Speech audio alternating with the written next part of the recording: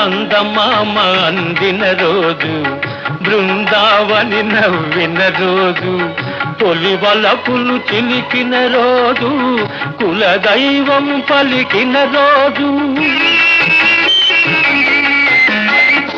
చందమామ అందిన రోజు, బృందావని నవ్విన రోజు, తొలి వలపులు చిలికిన రోజు, కులదైవం పలికిన రోజు, కన్న తల్లి ఆశలన్నీ సన్నజాజులై విరిసిన రోజు.